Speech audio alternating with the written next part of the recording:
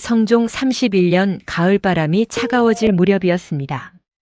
연산군의 폭정이 날로 심해지던 때 진성대군 이역은 또다시 숨죽여 살아야 하는 하루를 맞았습니다. 형 연산군의 의심 많은 시선을 피하려 늘 조심스럽게 행동해야 했고 궁궐은 그에게 감옥과 다름없었습니다. 그날도 이역은 독서에 몰두하는 척하며 시간을 보내고 있었습니다. 하지만 마음 한켠에는 늘 그리운 얼굴이 떠올랐습니다. 신수군의 딸 신씨. 몇 달 전 우연히 창덕궁 후원에서 마주친 그녀의 모습이 자꾸만 뇌리에 맴돌았습니다. 대군마마 혹시 오늘 밤에도? 측근 내관 김처선이 조심스럽게 물었습니다. 이역은 고개를 끄덕였습니다. 위험천만한 일임을 알면서도 멈출 수 없었습니다. 밤이 깊어지자 이역은 평상복으로 갈아입고 궁궐을 몰래 빠져나왔습니다. 창덕궁 담장 너머 작은 골목길, 그들만이 아는 비밀스러운 만남의 장소였습니다. 달빛이 희미하게 비추는 감나무 아래 신씨가 이미 와 있었습니다. 이렇게 위험한 일을 계속할 수는 없어요. 신씨의 목소리에는 걱정이 가득했습니다. 하지만 그녀의 눈빛은 이역을 향한 사랑으로 빛나고 있었습니다. 나도 안다. 하지만 당신을 보지 않으면 견딜 수가 없어. 이역이 그녀의 손을 잡았습니다. 차가운 가을바람 속에서도 따뜻했습니다. 두 사람은 담장 밑을 따라 조용히 걸었습니다. 신씨는 이역에게 집에서 직접 만든 작은 주머니를 건넸습니다. 제가 수놓은 것이에요. 대군마마께서 위험할 때 지켜주시라고. 이역은 그 주머니를 가슴에 품었습니다. 비단 천에 수놓인 작은 매화꽃 한 송이가 달빛 아래서도 선명했습니다. 매화는 추위에도 꽃을 피우지요. 대군마마도 이 어려운 시절을 견뎌내시길.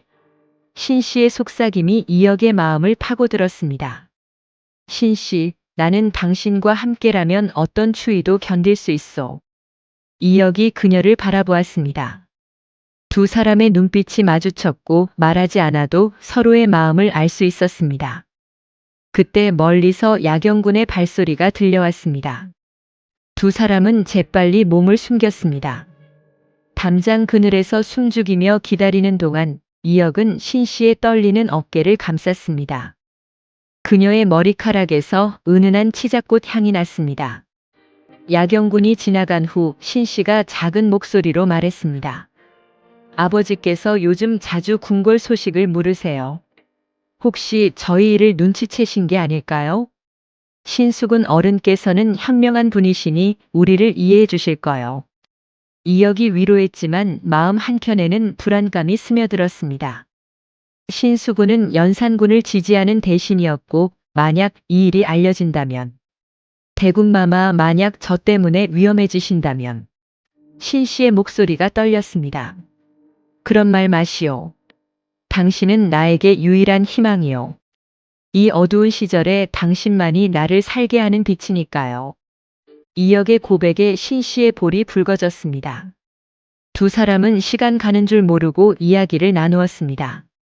이역은 자신이 읽은 시를 들려주었고 신씨는 궁밖 세상의 이야기를 전했습니다. 서로 다른 세상에 살면서도 마음만은 하나였습니다. 대군마마, 언젠가 이 모든 어려움이 끝나면. 신씨가 말끝을 흐렸습니다. 그때가 되면 당신을 정식으로 맞이하겠소. 하늘과 땅이 증명하는 혼례를 올리고 평생을 함께하겠소. 이역의 약속에 신씨는 고개를 끄덕였습니다. 눈가에 이슬이 맺혔습니다. 동이 트기 직전 두 사람은 아쉬운 작별을 해야 했습니다. 내일 밤에도 이곳에서. 이역이 속삭였고 신씨는 미소로 답했습니다. 이역이 궁궐로 돌아가는 길 가슴속 주머니가 따뜻했습니다. 신씨가 수놓은 매화꽃처럼 그들의 사랑도 추위를 견뎌낼 것이라 믿었습니다. 하지만 운명은 그들에게 시련만 준비하고 있었습니다. 연산군의 폭정은 더욱 심해졌고 대신들 사이에서는 반정의 움직임이 시작되고 있었습니다. 그리고 그 소용돌이 속에서 이역과 신씨의 사랑도 시험받게 될 것이었습니다. 그들은 아직 몰랐습니다. 곧 이역이 왕위에 오를 것이며 신씨가 왕비가 될 것이라는 사실을. 그리고 그 행복이 단 7일밖에 지속되지 않으리라는 것도. 중종 1년 9월 2일 연산군이 강화도로 유배를 떠나던 날이었습니다. 궁궐은 반정군들의 함성으로 가득했지만 갑작스럽게 왕위에 오른 이역의 마음은 복잡했습니다. 오랜 꿈이었던 왕위보다도 먼저 떠오르는 것은 신씨의 얼굴이었습니다. 전하, 왕비 간택에 관한 의논을 해야 합니다. 영의정 성희안이 조심스럽게 말했습니다. 반정 공신들은 이미 다른 계획을 세우고 있었지만 중종의 마음은 정해져 있었습니다. 신수군의 딸 신씨를 왕비로 맞이하겠다. 중종의 단호한 목소리에 대신들은 당황했습니다. 신수군은 연산군을 지지했던 인물이었기 때문입니다. 전하, 그러나 성희안이 말하려던 순간 중종이 손을 들어 막았습니다. 짐의 뜻이다. 9월 5일 드디어 신씨에게 왕비 책봉의 교지가 내려졌습니다. 갑작스러운 소식에 신씨는 믿을 수 없었습니다. 집 뒤뜰 감나무 아래에서 만나던 그 사람이 이제 조선의 왕이 되었다는 것이. 책봉식 전날 밤 중종은 몰래 신씨의 집을 찾았습니다. 왕이 된 후 처음으로 사적인 만남이었습니다. 달빛 아래에서 마주한 두 사람, 이제는 서로를 부르는 호칭도 달라져야 했습니다. 전하. 신씨가 떨리는 목소리로 불렀습니다. 중종은 그녀의 손을 잡으며 말했습니다. 아직은 그냥 이역이라고 불러주시오. 이곳에서만큼은 정말 믿을 수가 없어요. 꿈만 같아요. 신씨의 눈에 눈물이 맺혔습니다. 그동안 얼마나 무서웠는지 모르세요. 대군마마가 위험에 처하실까봐. 이제는 괜찮소. 우리가 함께 할 수 있게 되었으니. 중종이 그녀를 안으며 속삭였습니다. 내일이면 당신은 나의 왕비가 되는 거요. 9월 6일 창덕궁 대조전에서 왕비 책봉식이 거행되었습니다. 신씨는 화려한 저기를 입고 왕비가 되었습니다. 그 순간 두 사람의 눈이 마주쳤고 서로 미소를 지었습니다. 오랜 기다림 끝에 마침내 이루어진 꿈 같은 순간이었습니다. 첫날 밤 왕과 왕비의 침전에서 두 사람은 떨렸습니다. 몰래 만나던 연인에서 조선의 왕과 왕비가 된 상황이 낯설었습니다. 아직도 꿈 같아요. 신씨가 중종의 품에 안기며 말했습니다.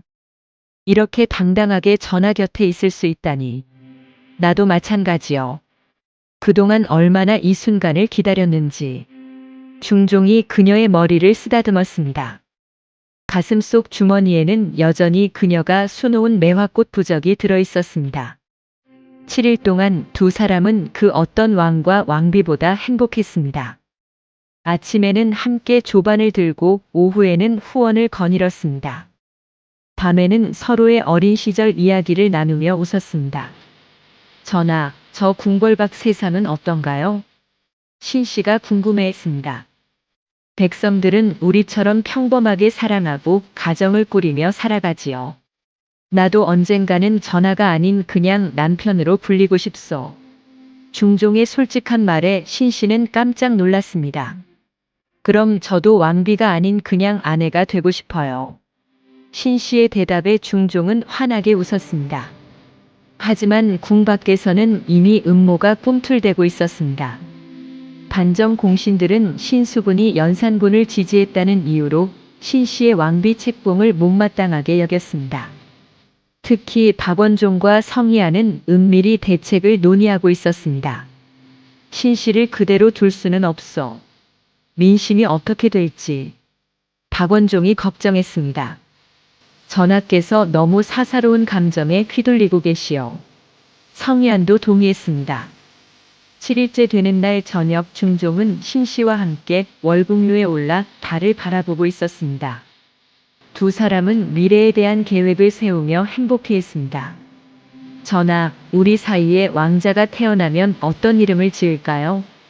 신씨가 수줍게 물었습니다. 글쎄요. 희망이라는 뜻의 희자는 어떨까요? 중종이 진지하게 대답했습니다. 이 어려운 시절을 견뎌낸 우리의 희망이니까. 그때 급히 달려온 내관이 무릎을 꿇었습니다. 전하 대신들께서 긴급히 배옵기를 청하나이다. 중종의 표정이 굳어졌습니다. 불길한 예감이 들었습니다. 신씨도 남편의 변화를 느끼고 불안해했습니다. 무슨 일인지 다녀와서 말씀드릴게요. 중종이 신씨의 손을 꽉 잡았습니다. 그 손길에는 이별의 예감이 스며 있었습니다. 월국루를 내려가는 중종의 뒷모습을 바라보며 신씨는 가슴이 먹먹해졌습니다. 달빛이 유난히 차갑게 느껴졌습니다. 그들이 꿈꾸던 행복한 미래가 단 하룻밤 만에 산산조각 날 것임을 아직 알지 못했습니다. 7일간의 달콤한 꿈이 끝나가고 있었습니다. 이제 현실이 그들을 덮칠 차례였습니다.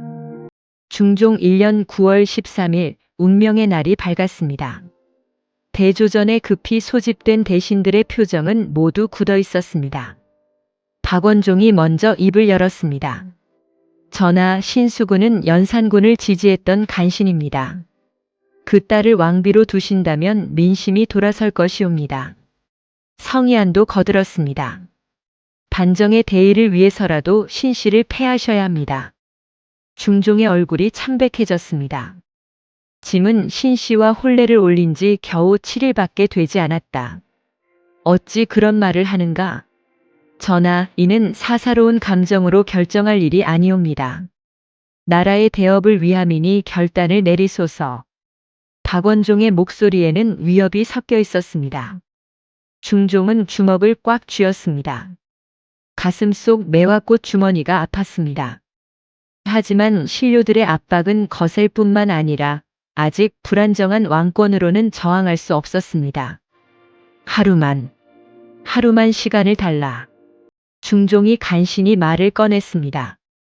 그날 밤 중종은 신씨가 있는 침전을 찾았습니다.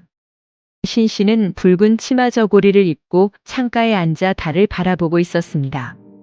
남편의 발걸음을 듣고 돌아본 그녀의 얼굴에는 이미 눈물이 흘러 있었습니다. 이미 들으셨군요. 중종이 힘없이 말했습니다. 궁녀들이 수군거리는 소리를 들었어요. 저를 내쫓으시려는 거죠? 신씨의 목소리가 떨렸습니다. 중종은 그녀 곁에 앉으며 떨리는 손으로 얼굴을 어루만졌습니다. 미안하오. 정말 미안하오. 내가 왕이 되었으면서도 당신 하나 지키지 못하다니. 전하를 탓하지 않아요. 이미 예감하고 있었어요. 우리의 행복이 너무 짧을 것이라는 걸. 신씨가 중종의 손을 잡았습니다. 하지만 이 7일간은 제 평생 가장 행복한 시간이었어요. 나도 마찬가지요. 당신과 함께한 7일이 내 인생에서 가장 소중한 시간이었소. 중종의 목소리도 메었습니다. 두 사람은 밤새도록 서로를 바라보며 마지막 시간을 보냈습니다. 새벽이 되자 중종이 신씨에게 작은 비단 주머니를 건넸습니다. 이 안에는 우리가 처음 만났던 감나무 잎과 월국루에서 함께 본 달빛을 담은 옷구슬이 들어있어. 당신을 잊지 않겠다는 약속이요.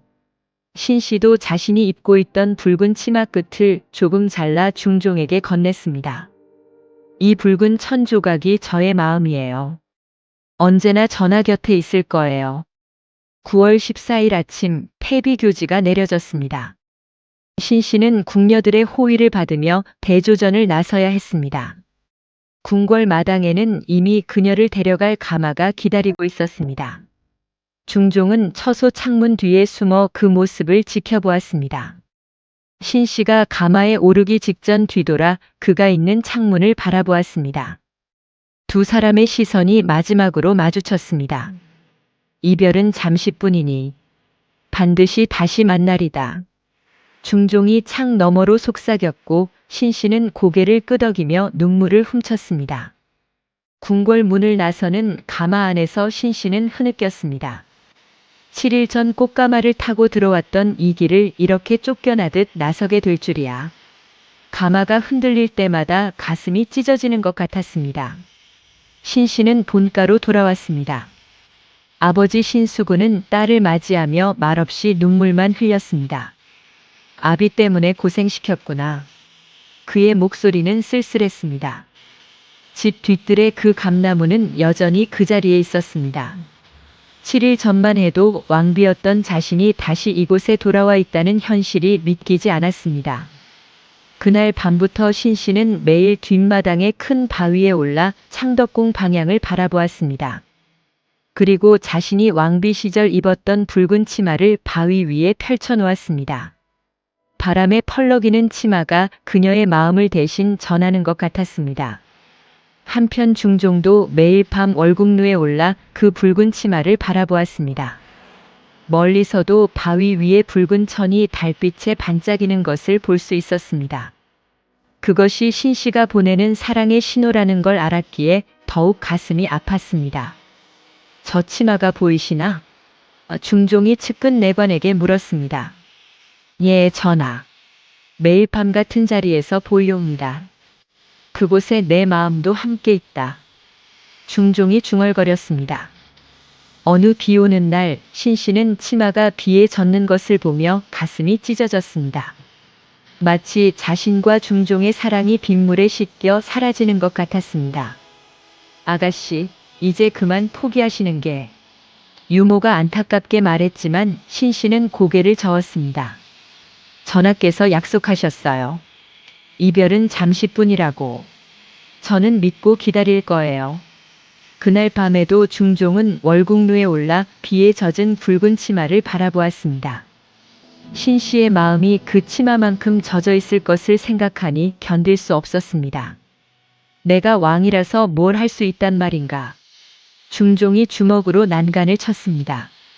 사랑하는 사람 하나 지키지 못하면서 가슴에 품은 붉은 천 조각을 꺼내 보았습니다. 신 씨의 향기가 아직도 남아있는 것 같았습니다. 두 사람은 같은 밤하늘 아래에서 서로를 그리워하며 눈물을 흘렸습니다. 그렇게 시간이 흘렀지만 정치적 상황은 나아지지 않았습니다. 오히려 반정 공신들의 눈치는 더욱 거세졌고 중종은 점점 더 신 씨와 멀어져만 갔습니다. 하지만 두 사람의 가슴 시린 그리움만은 날이 갈수록 깊어만 갔습니다. 폐비가 된 지 한 달이 지났습니다. 신 씨는 매일 새벽이면 뒷마당 바위에 올라 동쪽 하늘을 바라보았습니다. 창덕궁이 있는 방향이었습니다. 그녀의 손에는 언제나 그 붉은 치마가 들려 있었습니다. 아가씨, 이제 그만. 유모 박 씨가 걱정스럽게 말했습니다. 계절이 바뀌는데 몸이 상하실까 두렵습니다. 하지만 신 씨는 고개를 저었습니다. 전하께서 보실 수 있도록 해야 해요. 제가 여전히 여기서 기다리고 있다는 걸요. 그날도 신 씨는 정성스럽게 치마를 바위 위에 펼쳤습니다. 비단 치마가 바람에 물결치듯 펄럭였습니다. 햇빛을 받은 붉은 빛깔이 마치 피어나는 꽃잎 같았습니다. 같은 시각 중종도 월국루에 올라와 있었습니다. 신료들과의 조회가 끝나면 언제나 이곳으로 향했습니다. 멀리 보이는 그 붉은 점이 그의 유일한 위안이었습니다. 전하, 오늘도 저 치마가 보이옵니다. 내관 김처선이 조심스럽게 말했습니다. 그래. 저 치마 한 조각이 내 마음 전부를 담고 있다. 중종이 가슴에서 신 씨가 준 붉은 천 조각을 꺼냈습니다. 이것과 저것이 하나가 되어야 하는데. 어느 겨울밤 눈이 내리기 시작했습니다. 신 씨는 추위에 떨면서도 치마를 펼치러 나갔습니다. 하얀 눈 위에 펼쳐진 붉은 치마는 더욱 선명하게 빛났습니다. 저렇게까지 하실 필요가. 유모가 말리려 했지만 신 씨의 의지는 확고했습니다. 눈이 와도 비가 와도 바람이 불어도 전하께서 저를 잊지 않으시도록 해야 해요. 그 밤 중종도 눈 내리는 월국루에서 그 치마를 바라보았습니다. 눈 속에서도 꺾이지 않는 그 붉은 빛을 보며 가슴이 뭉클해졌습니다. 저 사람은 정말 대단한 사람이야. 중종이 혼잣말했습니다. 나보다 훨씬 강하고 의지가 있어. 봄이 왔습니다. 감나무에 새싹이 돋고 뒷마당에는 개나리가 피었습니다. 하지만 신 씨의 일상은 변하지 않았습니다. 매일 아침 바위에 올라 치마를 펼치고 저녁에는 그것을 거두어 드렸습니다. 어느 날 동네 아이들이 신기한 듯 바라보며 수군거렸습니다. 저 아씨는 왜 매일 빨간 치마를 바위에 펼칠까? 우리 어머니가 그러는데 임금님을 기다린다고 하던데. 임금님이 왜 여기까지 와? 아이들의 순수한 질문에 신 씨는 쓸쓸히 웃었습니다. 정말 왜 이런 일을 하고 있을까요? 하지만 멈출 수는 없었습니다. 이것만이 중종과 연결된 유일한 끈이었으니까요. 여름이 되자 장마가 시작됐습니다. 비가 며칠째 계속 내렸지만 신 씨는 포기하지 않았습니다. 비에 젖은 치마를 말리고 또 펼치기를 반복했습니다. 아가씨, 치마가 상할 것입니다. 유모가 걱정했습니다. 괜찮아요. 전하께서 보실 수만 있다면. 신 씨가 비에 젖은 치마를 쓰다듬었습니다. 이 치마에는 우리의 추억이 담겨 있어요. 7일간의 소중한 기억들이. 그 무렵 궁 안에서는 중종의 재혼 이야기가 나오기 시작했습니다. 윤탁문의 딸을 새 왕비로 간택하자는 것이었습니다. 전하, 국가를 위해 새로운 왕비를 맞이하셔야 합니다. 대신들이 압박했습니다. 중종은 괴로워했습니다. 정치적으로는 어쩔 수 없는 일임을 알았지만 마음으로는 받아들이기 어려웠습니다. 그날 밤도 월국루에 올라 치마바위를 바라보았습니다. 저 사람에게는 어떻게 설명해야 할까? 중종이 탄식했습니다. 신기하게도 그날 밤 신씨도 똑같은 생각을 하고 있었습니다. 최근 들리는 소문들로 인해 불안해하고 있었던 것입니다. 전하께서 다른 분과 혼례를 올리신다면 신씨가 치마를 어루만지며 중얼거렸습니다. 그래도 저는 계속 기다릴 거예요. 전하께서 약속하셨으니까요. 가을이 되자 감나무에 감이 열렸습니다. 작년 이맘때 중종과 처음 만났던 바로 그 나무였습니다. 신씨는 감을 따서 바위 위 치마 옆에 놓았습니다. 전하께서 좋아하시던 감이에요. 신씨가 혼자 말했습니다. 함께 드시고 싶은데. 그 모습을 월국루에서 지켜본 중종은 눈물을 흘렸습니다. 멀리서도 그 작은 행동들이 모두 보였습니다. 감을 놓는 신씨의 마음을 알기에 더욱 아팠습니다. 어느 날 동네 사람들 사이에서 소문이 퍼지기 시작했습니다. 저 바위를 치마바위라고 부르자. 매일 저렇게 정성스럽게 치마를 펼치시는데 뭔가 의미가 있을 거야. 임금님과의 사랑 이야기라던데. 참 애틋하다. 이렇게 치마바위라는 이름이 생겨났습니다. 사람들은 그 바위를 지나며 신씨를 위해 기도해 주었습니다. 진실한 사랑이 이루어지기를 바라면서요. 2년이 지났습니다. 중종은 결국 정치적 압박을 이기지 못하고 장경왕후와 재혼했습니다. 그 소식을 들은 날 신씨는 처음으로 바위에 올라가지 않았습니다. 하지만 다음 날 새벽 그녀는 다시 바위에 올라 치마를 펼쳤습니다. 전하의 행복을 빌어드리는 거예요. 신씨가 중얼거렸습니다. 저의 사랑은 변하지 않지만 전하께서는 행복하셔야 해요. 그날부터 치마의 의미가 조금 달라졌습니다. 기다림의 표시에서 축복의 표시로. 하지만 신씨의 마음속 사랑은 여전히 변하지 않았습니다. 중종도 재혼 후에 월국루에 올라와 치마바위를 바라보곤 했습니다. 새 왕비가 있음에도 불구하고 첫사랑에 대한 그리움은 사라지지 않았습니다. 미안하오. 중종이 바람에 속삭였습니다. 내가 약속을 지키지 못해서. 그 속삭임이 바람을 타고 치마바위까지 전해진 것일까요? 그날 신씨의 치마가 유난히 크게 펄럭였습니다. 이렇게 치마바위의 전설은 계속되었습니다. 두 사람의 변치 않는 사랑의 증표로서 그리고 이루어질 수 없는 사랑의 아름다운 상징으로서 후세에 전해지게 될 것이었습니다. 영조 11년 봄, 왕은 창덕궁 월국루에서 아버지 숙종으로부터 들었던 이야기를 떠올리고 있었습니다. 어린 시절 숙종은 종종 중종과 단경왕후의 애틋한 사랑 이야기를 들려주곤 했습니다. 그때 중종 임금은 매일 밤 저 월국루에 올라 치마바위를 바라보셨다더구나. 그 모습이 얼마나 애절했는지 숙종의 목소리가 아직도 귀에 생생했습니다. 영조는 지금 그 자리에서 같은 방향을 바라보며 깊은 생각에 잠겼습니다. 왕권을 안정시킨 지금 그토록 억울하게 폐위된 단경왕후를 복위시킬 때가 되었다고 느꼈습니다. 내관아, 단경왕후가 살았던 옛집이 아직 남아있는가? 영조가 물었습니다.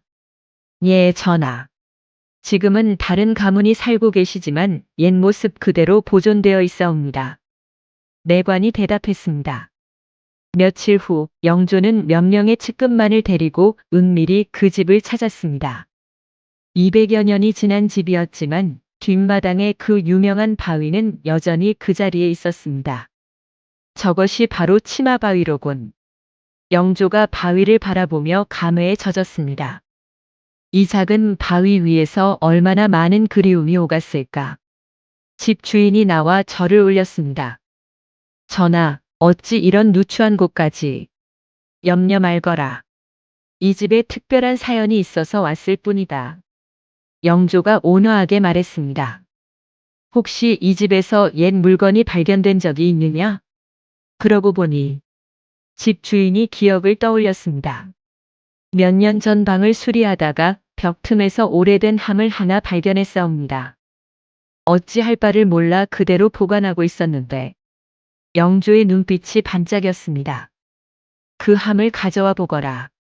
잠시 후 주인이 들고 온 것은 자개로 장식된 작은 나무함이었습니다. 오랜 세월이 지났음에도 정교한 무늬가 선명했습니다. 영조가 조심스럽게 함을 열자 안에서 은은한 향기가 피어올랐습니다. 함 속에는 작은 비단 조각들과 함께 한 통의 편지가 들어 있었습니다. 편지는 누렇게 바랬지만 글씨는 또렷했습니다. 영조가 편지를 펼쳐 읽기 시작했습니다. 사랑하는 전하께, 이 편지를 쓰는 지금 신의 마음은 애절하기 그지없사옵니다. 전하께서 다시는 이 못난 몸을 보지 못하시게 되었으나 신의 마음은 언제나 궁궐의 붉은 치마에 머물러 있사옵니다. 편지를 읽어가며 영조의 눈가에 눈물이 맺혔습니다. 단경왕후의 간절한 마음이 200년의 세월을 뛰어넘어 전해져 왔습니다. 전하께서는 신 때문에 많이 괴로우셨을 텐데 이제는 그 아픈 기억을 모두 잊으시옵소서. 신은 단 7일이었지만 조선의 왕비였던 것만으로도 영광이었사옵니다. 부디 백성을 위한 성군이 되어 주시옵소서. 그것이 신의 마지막 소원이옵니다. 편지 끝부분에는 더욱 애절한 내용이 적혀 있었습니다. 신이 매일 바위 위에 펼쳤던 붉은 치마는 전하를 향한 변치 않는 사랑의 징표였사옵니다. 비록 몸은 궁 밖에 있으나 마음만은 영원히 전하 곁에 머물 것이옵니다. 다음 세상에서는 부디 평범한 남녀로 만나 행복하게 살 수 있기를. 편지 옆에는 작은 비단 조각이 들어 있었습니다. 바로 단경왕후가 마지막 밤 중종에게 주었던 그 붉은 치마의 조각이었습니다. 200년이 지났지만 여전히 선명한 붉은색을 띠고 있었습니다. 영조는 더 이상 참을 수 없어 눈물을 흘렸습니다. 이렇게 깊은 사랑이었구나. 어찌 이런 분을 그냥 둘 수 있겠는가. 그날 밤 영조는 궁으로 돌아와 즉시 복위 작업에 착수했습니다. 신하들을 불러 단경왕후의 복위 의지를 밝혔습니다. 전하, 그러나 이미 200년이 지난 일인데 몇몇 신하들이 반대했습니다. 그래서 더욱 서둘러야 한다. 영조가 단호하게 말했습니다. 억울하게 폐위된 분의 명예를 회복하는 것이 왕의 도리다. 영조 12년 드디어 단경왕후 복위 교지가 내려졌습니다. 200년 만에 단경왕후 신씨는 정식으로 조선의 왕비로 복위되었습니다. 복위식이 있던 날 영조는 특별히 그 옛집을 다시 찾았습니다. 치마바위 앞에 제단을 마련하고 정중한 제사를 올렸습니다. 단경왕후님, 이제야 전하의 억울함을 풀어드렸사옵니다. 천상에서 중종 임금과 다시 만나 행복하시기를. 제사를 지내는 동안 신기한 일이 일어났습니다. 바람 한 점 없던 날씨에 갑자기 꽃잎들이 바위 위로 떨어져 내렸습니다. 마치 단경왕후가 감사의 인사를 보내는 것 같았습니다. 그날 밤 영조는 월국루에 올라 치마바위 방향을 바라보았습니다. 더 이상 붉은 치마는 보이지 않았지만 마음속으로는 단경왕후와 중종이 함께 있는 모습이 보이는 것 같았습니다. 이제 편히 쉬시옵소서. 영조가 두 손을 모으며 기도했습니다. 보기 후 치마바위는 더욱 유명해졌습니다. 사람들은 그곳을 찾아와 진실한 사랑이 이루어지기를 빌었습니다. 단경왕후와 중종의 사랑 이야기는 애절한 전설로 후세에 전해졌습니다. 어느 노인이 손자에게 들려주는 이야기. 그래서 사람들이 저 바위를 치마바위라고 부르는 거란다. 진실한 사랑은 시간이 지나도 변하지 않는다는 뜻이지. 단경왕후님과 중종 임금님처럼 말이다. 할아버지, 그럼 두 분은 하늘에서 다시 만나셨을까요? 그럼 당연하지. 그렇게 깊이 사랑했는데 어찌 다시 만나지 않겠느냐. 치마바위의 전설은 이렇게 계속되었습니다. 비극으로 시작된 사랑이 마침내 후대의 성군에 의해 인정받고 영원한 사랑의 상징이 된 아름다운 이야기로. 그리고 지금도 그 바위는 그 자리에 서서 변치 않는 사랑의 소중함을 사람들에게 전하고 있습니다.